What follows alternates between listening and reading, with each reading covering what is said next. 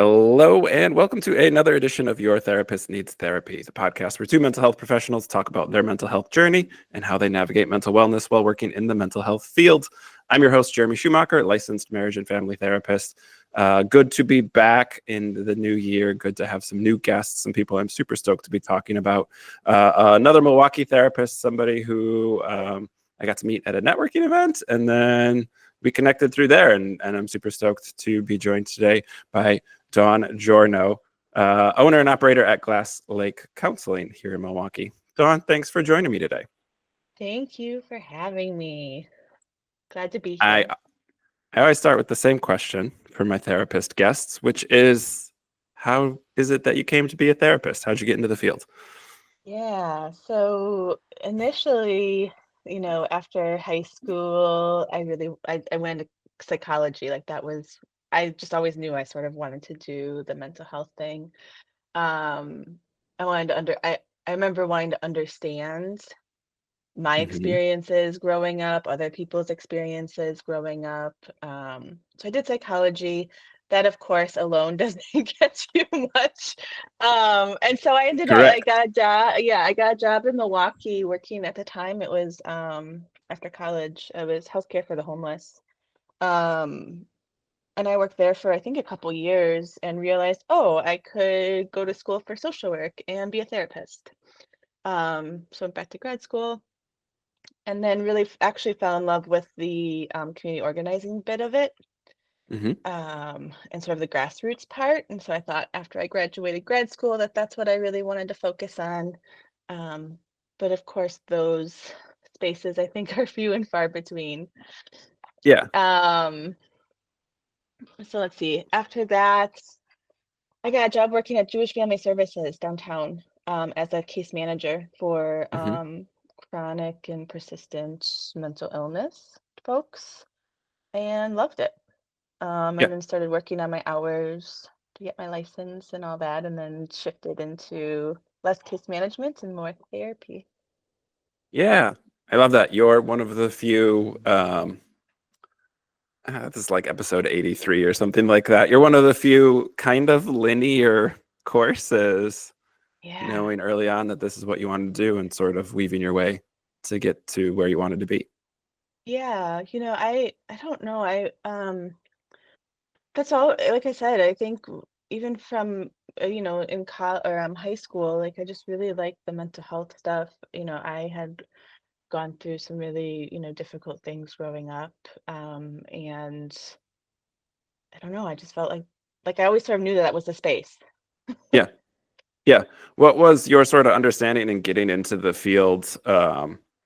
Because I was similar, that I knew I wanted to do psych, but I really didn't have any idea what that meant. I was pre-med. I thought I was going to go to med school and be a psychiatrist. So like, even when you know that's what you want to do, did you know like the social work versus therapy route? Did you know stuff about hours? Did you No. know a bachelor's in psychology was next to useless? Like, did you have that information? No, I didn't. I didn't. And especially when I got the bachelor's in like when I was going for my bachelor's in psychology, it did become clear as I got closer to graduating that if I wanted to go the route of psychology, like that looked like a doctorate in psychology and a lot of research. And I really Yep. did not like the research bit of it. Um, that was a big turnoff. So I was like, well, that's not happening. I'm not doing that. Yeah. Yeah, it's a weird field in that, like, I think it does a poor job. And as somebody, I still do a lot of public speaking. I worked in higher ed for 5 years. But I talk to undergrads a couple times a year usually, and I like let them know, you can't do anything with this unless you're going Right. to grad school. And Right. not to like scare them off or be doom and gloom about it, but just because I do think it's this idea of go to college, get my degree, and then I'll like have this good, at least decent paying job. And it's like, oh, no, you won't. You got to go to No. grad school and still struggle probably until you're finding that decent paying aspect of it. Exactly, exactly. And that whole process, I think after, healthcare for the homeless was a really good experience of like, I went to, I grew up small town just north of Milwaukee and went to undergrad in Whitewater. And so moved to Milwaukee, working with inner city folks, again, persistent chronic mental illness, essentially handing Mhm. out medication and helping them sign up for free programs to get their medication. Yeah. So right away, working with folks who, had schizophrenia and, significant bipolar with chronic mania, Mhm. but a lot of schizophrenia. Yeah. Um, and that was sort of my first experience, and really actually loved it. Yeah. I'm not trying to date you here, but what time frame was this? My Yeah, question so is before or after the Affordable Care Act? before, so this would have been 2000, no, graduated 2007. So between 2007 and 2010, no, 9. Yeah. Yeah. And the reason I'm asking that is because similar, I'm in that same age range where it was a little bit of a different time. I don't want to say it was like the Wild West, but like I worked at a low fee clinic. I interned at a homeless shelter. Like people didn't Yeah, have insurance. When I started doing therapy, getting my hours, people came to the low fee clinic and paid whatever they could, 5, $10 a session to work with, yep, understandably, a student yep. because they couldn't see anyone else. Like there were no options. And so you did, as a student, as somebody who's early in your career, get these really high intensity cases because Hmm. there wasn't anywhere else for those people to go. Yes, exactly. And I'm actually a big. It can be hard, and I think it weeds out some people who maybe aren't up for it. But I do think it's a really good education to be sort of thrown into that fire and to figure it Yeah. out, and if you like it or you don't like it, and to actually know on the ground level of what's happening. Um, Yeah. I go back and forth on that because I agree, like there are things that I wouldn't have learned about or known how to handle if I hadn't worked at a homeless shelter.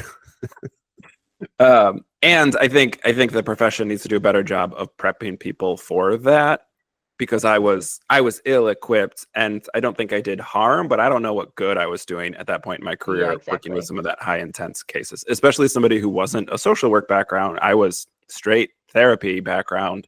Um, not really being equipped for some of that where I'm doing mindfulness and I'm doing things that are good and research based and also like not at all what my clients needed at the time. Absolutely. 100%, 100%. Even now, I don't feel, I mean, after I went back, so after that, I went to grad school because I was like, okay, I want to be a therapist. And that's the route I chose. Um, Grad school doesn't teach you how to be a therapist. No, absolutely not. I mean, there's nothing about those programs that I remember taking away that made me a better therapist, that expanded my practice in a way that met the needs of any of my clients. Hmm. Um, it gave me some foundational knowledge, maybe, of, social work and social justice and that sort of Yeah, thing. And some, right. I think, some inner work of, some of my classes were good about exploring what you have going on for you. Um, Hmm. but it doesn't teach you how to be a therapist. No, well, and I'll throw a lot of shade. I went to Marquette. I'll throw shade at Marquette all day. Um, my internship placement is where I learned how to do therapy. Like working with clients is where I learned how to do therapy. But like grad school was doing mock sessions with other students who didn't know anything about mental health. So we're like Right, pretending what we think we've right. seen in movies and stuff. And then right, like I'm going to my internship at a low-fee clinic, also interning at a homeless shelter, and being like, yeah, I don't know. All right, I did my treatment Yeah, plan, like real good session 1 and 2, and then no idea what to do after that. So right. I will say, Family Therapy Training Institute here in Milwaukee is great. Love them. A couple Hmm. different guests have been on from there, but it's one of those things where it's like you learn therapy by doing therapy. Grad school, Yes. yeah, and different people. I've had some younger therapists on who have had better experiences than what you and I are talking about, where they're Yeah, trauma informed and they've learned a lot of good, useful things. But yeah, I mean, my grad school was a lot of the history of therapy and these different modalities, and not much about doing therapy.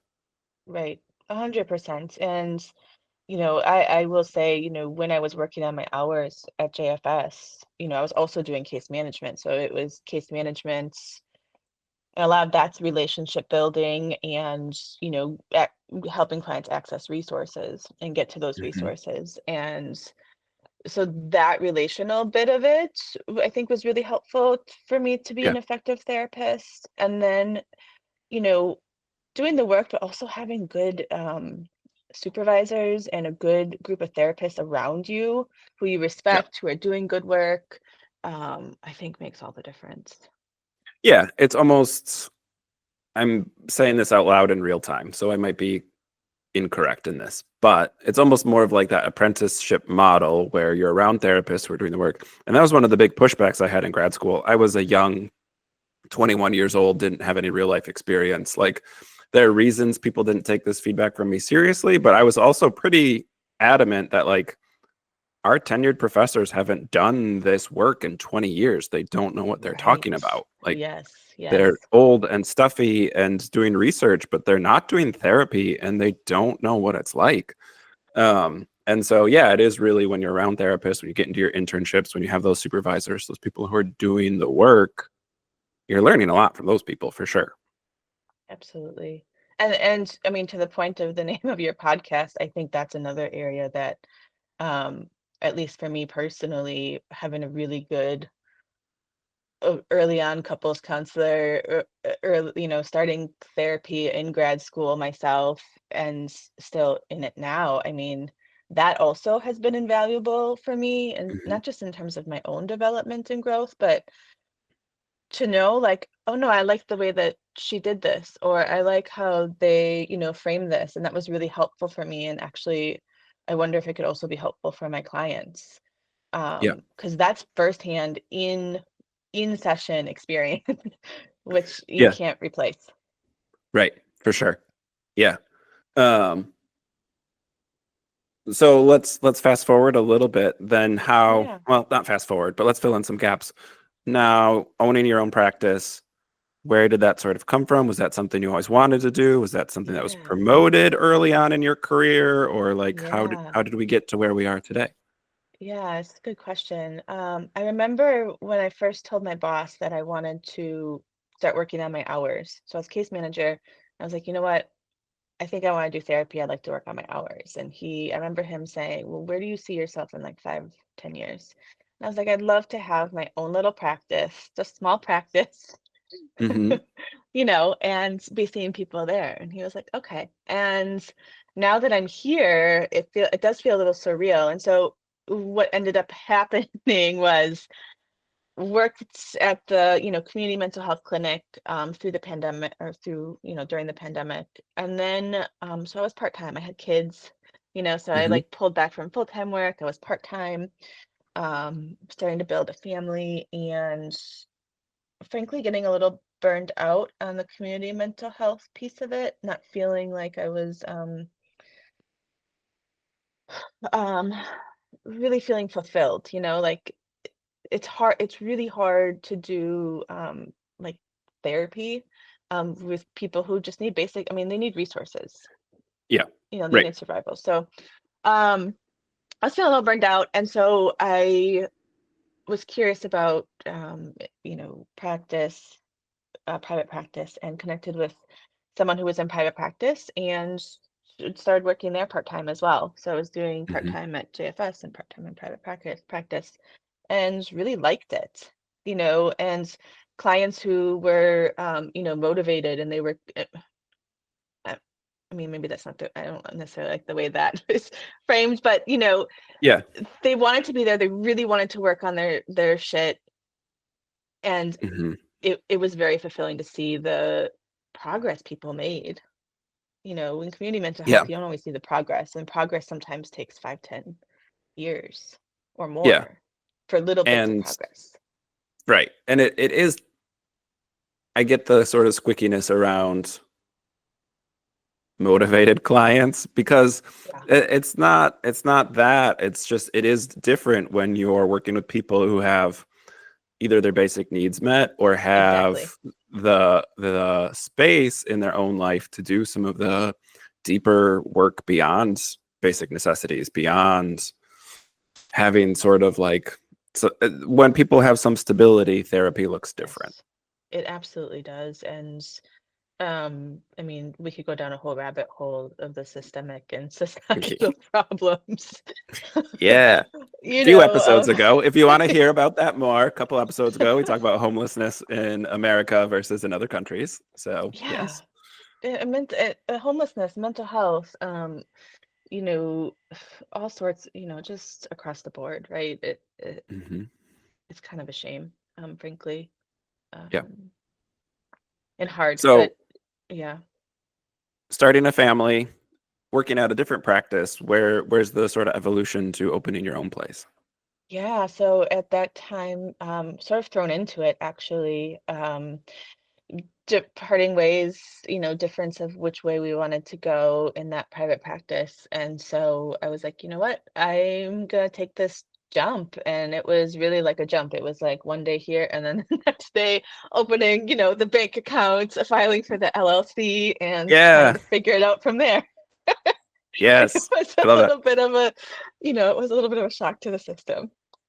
Yeah. Um, yes. And peering behind the curtain of podcasting, Dawn and I have shared this conversation before. So I'm excited to talk about this just because I know we relate on this. Um, Hmm. I I think I always wanted the private practice vibe. Like even pre-college, when I wanted to do psychology, I had the idea of like me in a room with another person on the couch figuring shit out. And like that's what Yeah, appealed to me. I thought that's yeah, what psychiatry was. And I yeah, learned that's not what right. psychiatry is. Uh, but I was always scared of the business side. I never ever like trusted. I have ADHD. Like I never really was like, I'll be able to do that. I'll mess stuff up, like whatever. So it's really sort of working with other people, getting frustrated, having a difference of opinions or ethics or clientele. Really Hmm. working at a bad place in my case, where I worked someplace that really was a bad fit. Um, Hmm. Sort of gave me the kick in the pants to be like, oh, someone who's doing this in a way that I don't vibe with at all is doing well. Um, I could probably actually figure it out. Right. And so it was sort of that like, and mine was abrupt too, for not great reasons. When I left that practice, they tried to poach all my clients, even though I was an independent contractor. So Yeah, right. I really did have to open my practice. It was less than a week, which I don't recommend. If you're opening a private practice, Yeah. I don't take some recommend time. either. Yeah. Yeah. But it was And similarly, I was seeing people at one place on Wednesday of one week, and then Monday the following week, I was in a different office in my own place. And like, again, that's not how to do it, but right. it is doable. And that It time frame is. where you can sort of set up and get going and figure out some of that business stuff as you go. It really is. Yeah, I agree. You don't want to do it that way if you can prevent it. And going along with my theme of get thrown in the fire, like and learn from there. Like that seems to Hmm. have been my life's experience, Yeah. and sort of what I've been given. And so here, now I'm doing, and yeah, you can do it. It's not my go-to, the business piece of it, the marketing Hmm. piece of it, the, even networking, all takes a lot. Like that's not I like to be in an office with my clients and just being really relational and Yeah. um yeah, I Yeah. love that. And you have the family piece as well. So when you're not in session, my guess is you like to be home. Exactly. I do Hmm. like to be home. I like to be home a lot actually. Yeah. And, you know, um yeah, I'm such a homebody. And so I do like the balance, right? So I'm sort of intentionally, and it sort of fits with who I am too, not going full steam on like trying to get as many clients as possible, but trying to figure out sort of a nice sweet spot, where I'm Yeah. seeing enough clients to sustain a business and provide some income for my family. Hmm. Um, and also, be able to pick up the kids from school and make dinners and make their, Christmas concerts and things like that, Yeah. which feels important to me at this time of my life. Yeah, yeah. I have a one just turned 4 and the other one is 6. So similar like that. It's nice. I do drop off every day. I do pick up twice a week. Like I have that Right. flexibility, owning my own practice, setting my own hours, and I don't work on Wednesdays. We're Exactly. recording on a Wednesday. I do media stuff. There are things I do, but it's it's not client forward, and whether I need a break, whether I need to catch up on notes, whatever that looks like, I have sort of that space where I didn't when I worked at other places, when I worked at an agency, or when I worked at some of the bigger practices with 13, 14 therapists on staff. I was carrying 26 to 28 clients a week. Like you don't have time for that stuff. No, you don't. And frankly, I don't think it does anything good for our own mental health. Um, Oh, gosh, no. No. And right, like when I don't know what your experience was, but like I make more money seeing fewer clients owning my own practice than at any point in my yeah, life. yes, 100%. And I think a lot of people in private practice generally are seeing that as well. Hmm. Um, and so yeah, I mean, I think that that alone makes it worth it. Yeah, Particularly if you do want a little bit of that balance, right? Again, like if you don't work, you don't get paid. If you don't, like yeah, there's there's downsides of course, but I don't know. I do like exactly what you said. Like I get to pick my own hours, I'm off on hmm, Mondays. I do a workout on Mondays. I go yeah, do my grocery shopping on Mondays instead of on the weekends. Like these are all things like quality of life things that, I've chosen that make sense to me and feel good for me and my own mental health and my own, you know, journey. I was, I yeah, made a comment on one of your posts about sleeping more or getting more rest, I think. yeah, right, And even just being able to like sleep in a little bit, yeah, it's just like so nice. yeah. Well, and it's all these things that I think for a lot of therapists we tell our clients. We've said it. We know what book Hmm. it's written in. We know what author to quote, and we either weren't or still aren't doing it in our own lives. Yeah. It's like we sort of know how to intellectualize. We check that box. I talked about Yep. rest. I talked about self care, but Yep. then we're not really doing it because for a lot of us, if we're working that many cases or we're splitting, we're 1099 contracts, then we're splitting our income with an agency. And like you do need to see that many people to make ends meet. Yeah. And then, yeah, when are you resting? When are you recovering? When are you doing Right. some of the things that we're preaching to our clients on a regular basis? Mm-hmm. That's exactly right. That's exactly right. And I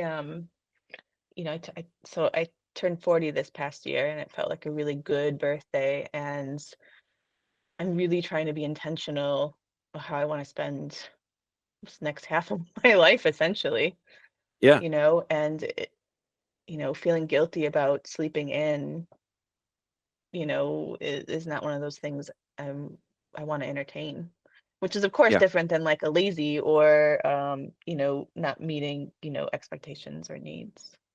yeah, yeah. Let's shift a little bit. This is still going to tie in, but tell me a little bit about the clientele you like to work with, sort of your niche areas that you focus and Yeah. have expertise in. Yeah. So I'm really digging clients, couples right now. Hmm.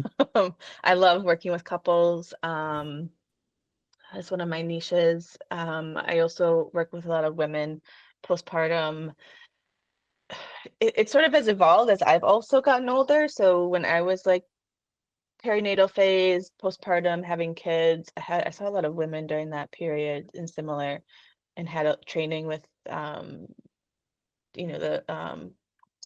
postpartum international group. And so Yeah. I did that. And then as we've all aged, like everyone's like, we're talking like perimenopausal transitions, raising kids. Hmm. So I work a lot with women in that phase of their life. And then, a little bit of a sprinkling of general, you know, Yeah. Right. general Yeah. folks. Sounds like you enjoy that mix in your caseload as opposed I to having do. I the do. same sort of niche client. You like to have a broad spectrum of things. I do like to have a broad spectrum of things, and all the marketing people will be like, you have to like hone in on your niche and hone. And I think, sure, for marketing purposes, maybe you market, for your niche or a niche. Yep. I don't know. I buck against that a little bit, and I don't know why. I will say that's probably true for marketing because my caseload still ebbs and flows. But it's yeah, it's really hard. Like I do couples as well. Mm, I'm a licensed marriage and family therapist. Like that's what I've done my whole career. But like it's hard to market that because even just saying I do couples is really broad. mm-hmm. What about Yes. them? What Yes, stage of life? exactly. What issue are they going through? And like I like that mix. Again, my ADHD sort of shows up in therapy, not that I can't sit still, but like I don't want 3 or 4 anxiety cases back to back because like Yeah. I don't know, my brain gets bored and I hear myself saying the same thing too many times in a day and I'm like it's less good therapy that way, I think, for me I agree. personally. Yeah, no, I have a similar experience. I do like the mix up. And to your point about even couples, I really enjoy working with couples on their physical intimacy and how that Hmm. correlates with their emotional intimacy. And are they, that whole link and figuring that out. Some couples come in and they haven't, kissed their partner in years. Right. Much Yeah. less anything else, and so they're finally coming in for therapy, and I love that process of getting them to reconnect. Yeah. Yeah. And couples, the first time I was young. As graduated from college when I was 20, the first time I started seeing clients, I was 21 years old, and I watched another student doing a session. I was behind a one-way mirror watching the session live. And it was a couple Mm. session. And I was just like sort of looked at everybody else in the room and I was like, this is what I want to do for the rest of my life. Um, and everybody kind of looked at me and was like, okay, Jeremy, like you're 21, you don't know anything yet, you don't know what you're talking about. So coming up on like year 16 of doing therapy, where it's like, yeah, and couples are still like 60% of my caseload. I have some other niche areas, but like it they're all different, and it's fascinating to sort of have that dynamic in the room, as opposed to, not that I don't enjoy my individual clients, but it is such a different experience having multiple people in the room at once. Absolutely. No, I agree. I think it's fun. It's Hmm. fun. Yeah. Unless they're yelling at each other, and then it's like, I need one to go out into the hallway. There are times where it's less fun for sure, but no, it is, and I can see why people don't like it and why it's challenging. Yeah, But yes, as somebody who also vibes a lot and likes to do couples as a big chunk of my caseload, like it is fun. Like I think it's it's just a fun. different dynamic and it's a different vibe for the feel of therapy. Yeah. And I think, I, as someone who's personally also done couples counseling, I think it's just, these relationships that we sort of commit ourselves to are just so important, and how our own shit, like, comes into relationships, and Hmm. understanding, what we're bringing to the table. Yeah, It's fascinating to me, and how you co-regulate together and you work together and you bring the other person into your inner world. And, that was, I think, I don't know, our first couple session was when we were in grad school, so it was a long time ago, but it's great. yeah, yeah, yeah. And you've sort of said this a couple different ways, but like we as therapists can kind of only take our clients as far as we've gone. It's hard to we read the books, again, we have the authors, we can quote the thing, but that doesn't mean that Right, we understand the experience or know what it feels like. And so without doing our own work, it's hard to kind of help right, clients get to a place that we haven't experienced ourselves. right. And I find those folks make the best therapists. Hmm. Yeah, If you're just doing the books, and, life experience, I think, really makes a big difference. yeah. And I maintain not every therapist needs to experience every single thing. Like Absolutely, absolutely. I think that I maintained that early in my career, and I think that was Hmm. I was defensive about it because I didn't have any life experience. Yeah, yeah, But I do think, yeah, like, and we figure out our niches and we figure out our clientele as we go through the profession as well. But that life experience matters.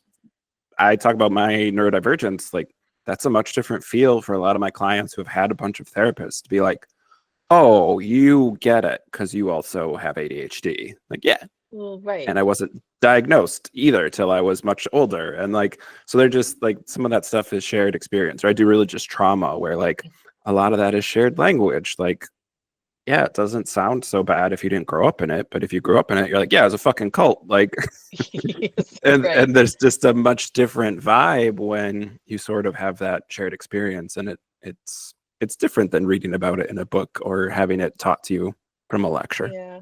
I agree. And I think we talk a lot about, building rapport with clients and how that is, the number one indicator, right, of whether or not you're Hmm. getting good therapy is that relationship. And so really lean heavily on that. And sure, I can bring in some CBT or, trauma and whatever, Yeah, form of therapy, that I did learn about in a book or training. great. But ultimately, it's that do my clients feel like they hear me or that I hear them, Hmm. right? That they're feeling seen and heard and in a safe space, and that is Yeah. that's the most important thing to me.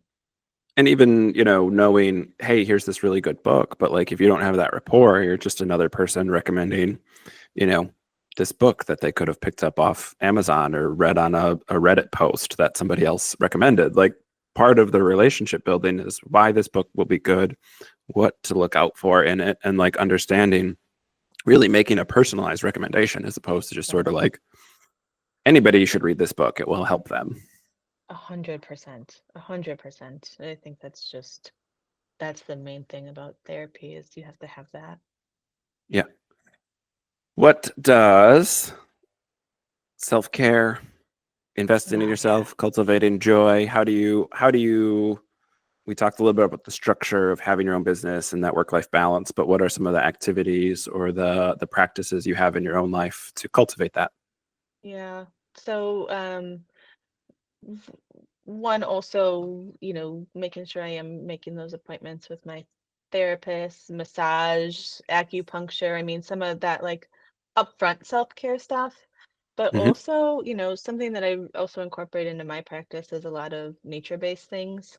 And so sometimes Yeah. we'll do like the nature, like we'll go out to the forest and we'll do a little like kind of intentional walking therapy in the forest, but I Yeah. love Love I that. mean, getting out for walks, I think, is one of the most important things anyone can do for their physical and mental health. Hmm. And so, lots of walks. Yeah. Of course, like eating. I mean, eating well. This past month has been sort of a shit show with like parties and cookies Yeah. and Hmm. but I find, when I'm doing all the right things, right? I'm not on too much screen time. I'm being more mindful of, wait, I need to prioritize some exercise and I need to prioritize sleep.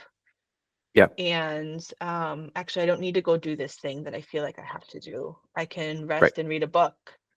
I can laugh with Hmm. my friends, get together with my friends. It is Yeah. also huge. Um, Hmm.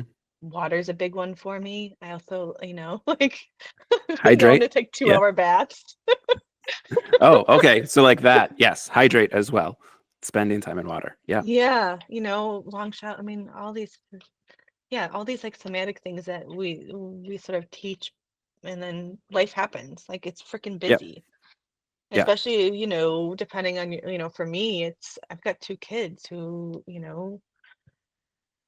need a lot, lots of Yeah. attention and care, and we're running to soccer and sort of doing the school and doing the play dates and Yeah. Yeah. I love that because you almost sort of dismissed it as like upfront self-care stuff, but like so much of that physical well-being, like we pretend our brain isn't part of our body, but it is, and that physical well-being sets the table for our brain to be healthy. 100%. I'm fine that, I mean, I think research is more and more going towards, how do we calm, say, our nervous system, right? So, Hmm. the way that I was sort of taught was like, okay, we need to train the brain. It's a lot of CBT. It's more that versus, oh no, when we're feeling anxious, activated, whatever, triggered, our nervous system is out of whack. Yeah. And so we need to calm the nervous system down first. Yeah. Yeah. And that regulation, it's different for different folks, but our body is giving us pretty instantaneous feedback on what it needs. It's just that messaging around success or that messaging around what it means to be a parent or a business owner or whatever, where like, yeah, sometimes we should sleep in. That would be the best use of our time. Right. This morning I was telling my husband because I did sleep in a bit, and I didn't help do the whole school routine this morning, and I was like, gosh, I feel a little bit guilty about that. Like, what do you think the kids, do you think the kids feel bad about that? Like, should I, Mhm. so I did check myself and sort of reframe of like, no, this is like important for me, which means it's, I'll be able to show up for my kids when they get home from school at 2:30 today. Yeah. In Right. a more, whole way versus feeling like frazzled. Hmm. Um, and for whatever our own reasons are, like I get activated by all the noise and all the yelling and the crabby attitude, and now like I'm crabby, and so like that like quiet downtime is really important to me. Yeah. Yeah. And for all the tricks of the trade that we have as therapists, like when we're doing this work, we're holding a lot of stress from our clients, for our clients, with our clients. And like that's held in our bodies, right? Our Yeah, brain is doing the therapy stuff, but like we're taking on so much of that physically. And then, right, then it's soccer practice or it's bedtime routines or whatever. If we're not getting that stuff out, it just builds up and yes, will still come out somewhere. yes, it will. Yes, it will.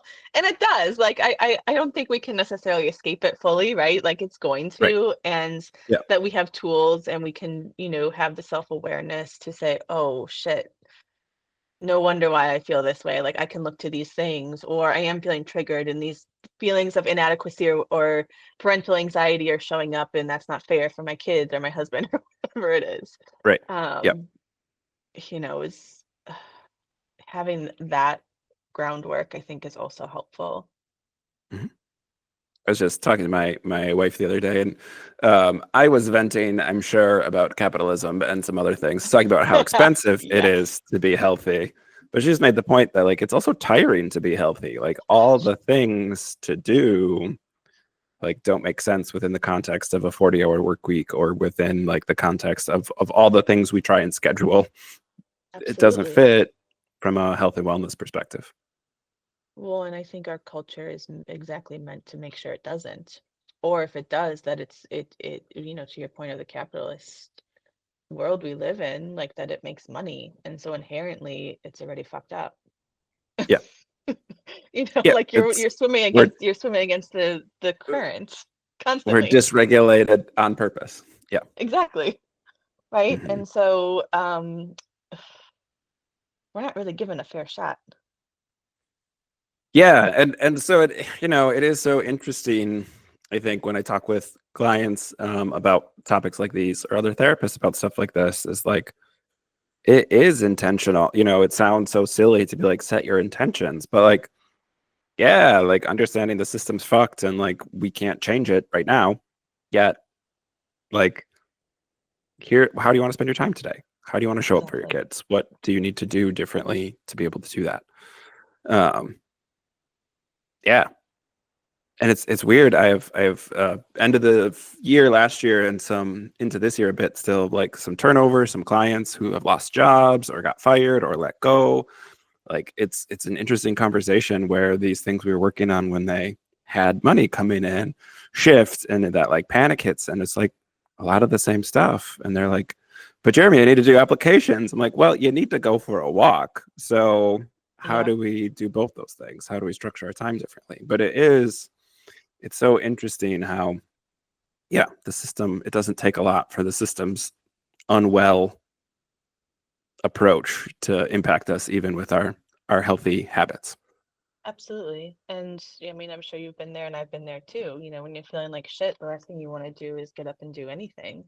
And I think it's also fair to say that sometimes, yeah, you do lay in bed all day and maybe you feel bad about that. And you don't get your walks in, and drink too much beer or wine or whatever in the evening because just Yep. whatever. Like it all makes so much sense to me. And so also like having the compassion around that for Mhm. ourselves, because in line with capitalism is also feeling like shit when you're not being productive, whatever the hell that is.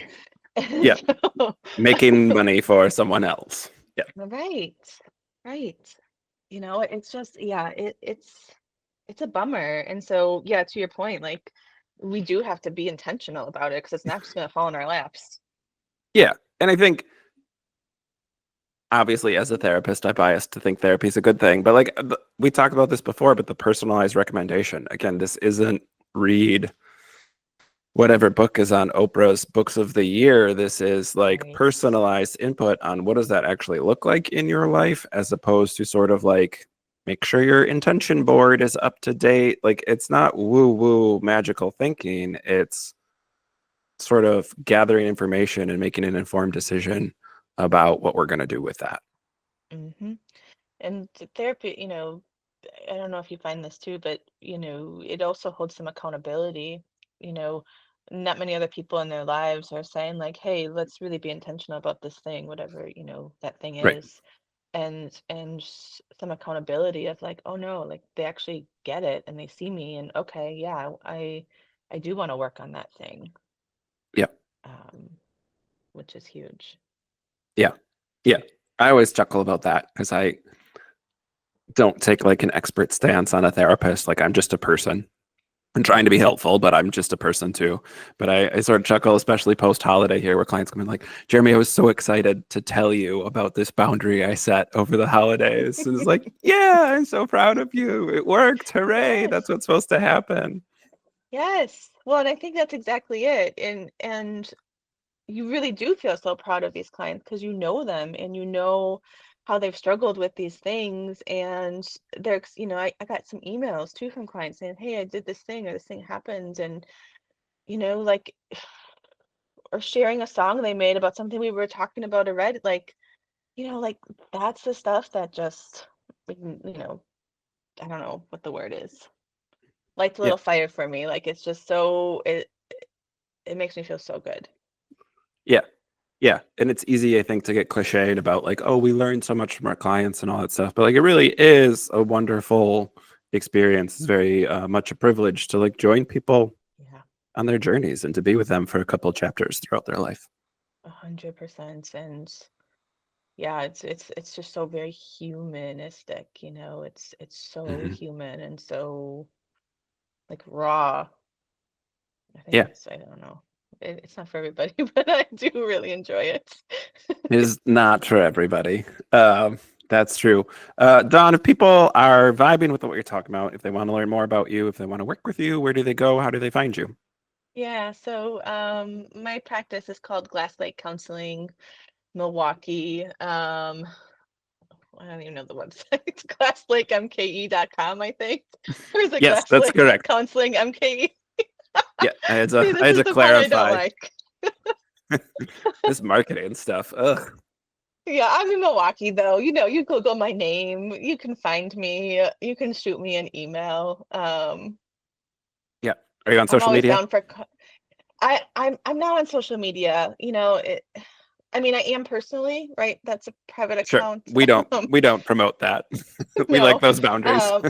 Yeah, I won't be, accepting any friend requests from people I don't know.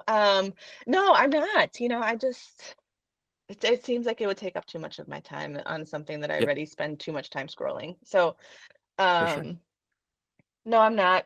So you can email me. You can Yeah. even, Google me. You'll find me.